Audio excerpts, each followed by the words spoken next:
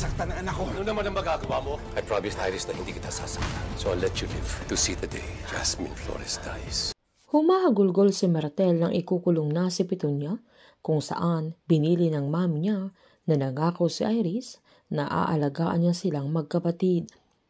Humiiyak na humingi ng tawad ang dalaga dahil sa pagpili niya sa kung anong tama na kahit ganun ang magiging sitwasyon ng kanilang pamilya.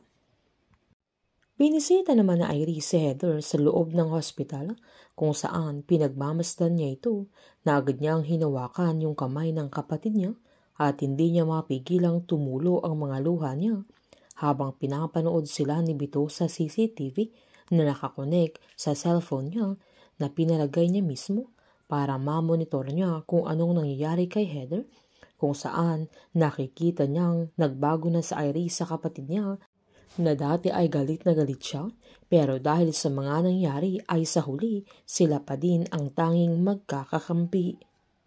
Habang naglalaro naman si Camila ay giniit ni Lily kay Jasmine na alam niya at ramdam niyang mahal na din siya ni Camila.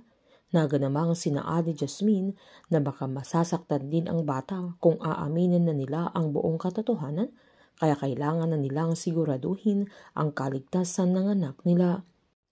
Pinuri naman siya ni Lily dahil sa katapangan nito na kagaya niya ay gusto na rin niyang lumaban at ayaw na niyang matakot para sa bata, kaya aaminin na niya kay Camila kung ano ang katotohanan na mismong sa araw na yun.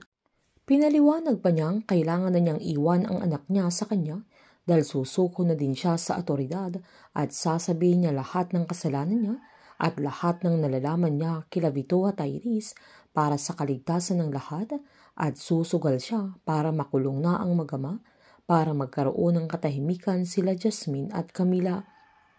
Wala naman silang kaalam-alam na kahit may mga bodyguards at may mga pulis silang kasama ay nasa di kalayuan sa Iris at nagmamasid ito. Mangiyak-ngiyak pang sinabi ni Lily na wala siyang ibang mapagkakatiwalaan sa anak niya kundi kay Jasmine na totoong nanay niya, kaya ganiit ni Jasmine na handa na siya para umamin kay Camila.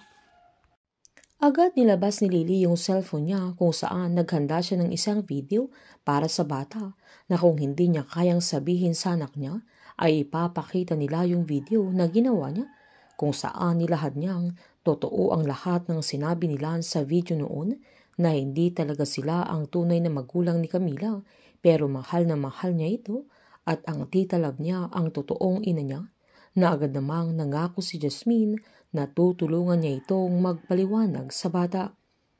Nasa paligid naman sila Eric kasama ng ibang mga pulis pero wala silang kamalay-malay na lumayo si Camila nang nagsialisan yung mga batang kalaro niya.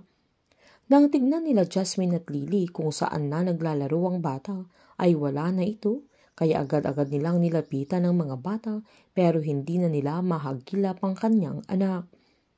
Gagawin lahat ni Lily para mailigtas naman si Camila kaya titistigo na ito laban kila Iris at Vito dahil alam niyang titigil lang ang kasama nila kung makukulong silang mag-ama na wala silang kamalay-malay na kahit nasa loob ng kulungan sa Vito ay malaya pa rin siyang gumagalaw at malaya pa rin siyang gumagawa ng mga kasamaan na patuloy na nagpaplano para mapatay si Jasmine.